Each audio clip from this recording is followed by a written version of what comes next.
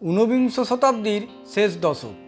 বিস্তীর্ণ ভারতভূমির পথ প্রান্তর, গ্রাম নগর, মরু পর্বত অরণ্য অতিক্রম করিয়া চলিয়াছেন এক তরুণ সন্ন্যাসী, যাহা দৃঢ় বজ্রমুষ্টিতে ধৃত প্রাচীনতার প্রতীক, পরিব্রাজকের ষষ্ঠী।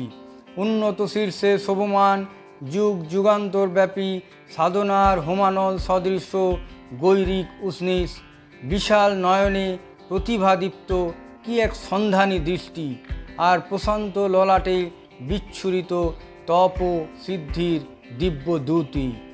ভারতাত্মার মূর্ত বিগ্রহ স্বামী বিবেকানন্দ চলিয়াছেন নবজাগরণের বার্তা বহন করিয়া।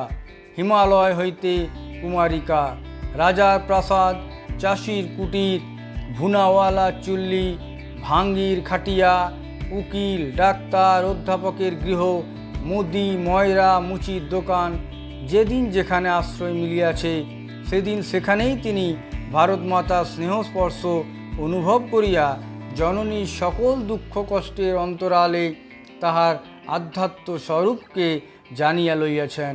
তাই তো তাহার কণ্ঠে বিকশিত হইল ভারতের চিরন্তন বাণী, শাশ্বত আশা। স্বামী বিবেকানন্দ বলিয়াছেন, আমি কোনোদিন কর্ম হইতে ক্ষান্ত হইব না, যতদিন না জগৎ ঈশ্বরের সহিত একাত্ম অনুভব করিতেছে, ততদিন আমি সর্বত্র মানুষের মনে প্রেরণা যোগাইতে থাকিব। এই রকমই আত্মবিশ্বাস ফিরে পাওয়ার জন্য স্বামী বিবেকানন্দের 10টি বাণী নিয়ে আলোচনা করা হলো। 1 নম্বর, নিজেকে উদ্ধার করো নিজের দ্বারা, নিজেকে ডুবতে দিও না কখনো, কারণ তুমিই তোমার পরম বন্ধু, আবার তুমিই তোমার চরম শত্রু। 2, বিশ্বাস বিশ্বাস বিশ্বাস, নিজের উপর বিশ্বাস, ঈশ্বরের উপর বিশ্বাস, ইহাই উন্নতি লাভের একমাত্র উপায়। 3, পৃথিবীর ইতিহাস কয়েকজন আত্মবিশ্বাসী মানুষেরই ইতিহাস। সেই বিশ্বাসই ভিতরের দেবত্ব জাগ্রত করে।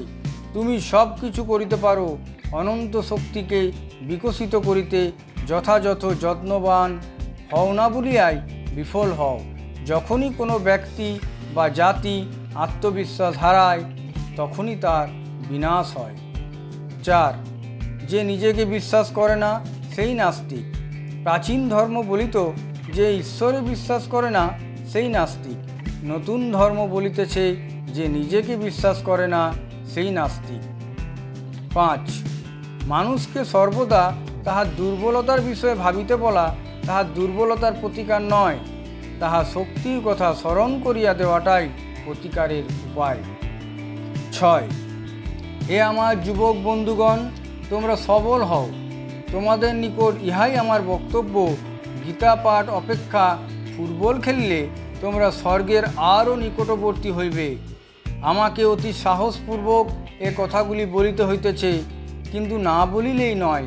আমি তোমাদিগকে ভালোবাসি। আমি জানি পায়ে কোথাও কাঁটা বিঁধিতেছে, আমার কিছু অভিজ্ঞতা আছে। তোমাদের বলি, তোমাদের শরীর একটু শক্ত হইলে তোমরা গীতা আরও ভালো বুঝিবে। 7, জীবনের পরম সত্য এই, শক্তিই জীবন, দুর্বলতায় মৃত্যু। শক্তি সুখ ও আনন্দ, শক্তি অনন্ত ও অবিনশ্বর। দুর্বলতায় অবিরাম দুঃখ ও উদ্বেগের কারণ, দুর্বলতায় মৃত্যু। 8, সাফল্য লাভ করিতে হইলে প্রবল অধ্যবসায়, প্রচণ্ড ইচ্ছা শক্তি থাকা চাই। অধ্যবসায়শীল সঠিক সাধক বলেন, আমি গণ্ডূষে সমুদ্র পান করিব, আমার ইচ্ছা মতে পর্বত চূর্ণ হইয়া যাইবে। এইরূপ তেজ, এইরূপ সংকল্প আশ্রয় করিয়া খুব দৃঢ়ভাবে সাধন করো, নিশ্চয়ই লক্ষ্যে উপনীত হইবে। কেবল খাইয়া পড়িয়া মূর্খের মতো জীবনযাপন অপেক্ষা মৃত্যুই শ্রেয়। পরাজয়ের জীবনযাপন অপেক্ষা যুদ্ধক্ষেত্রে মরা শ্রেয়। 9, সাহস অবলম্বন করো।